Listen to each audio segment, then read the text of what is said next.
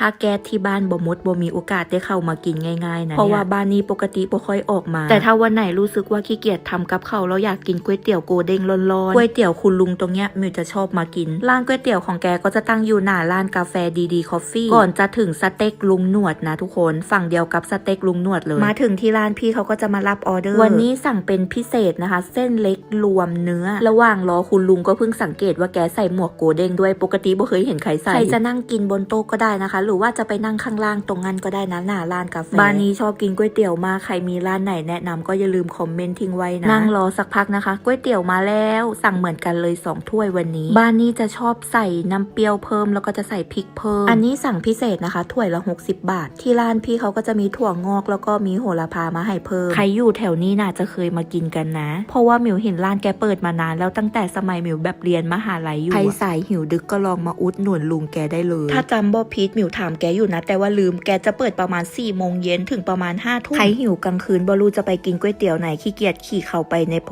จันก็แวะร้านแกได้เลยบางวันนะคนเยอะมาก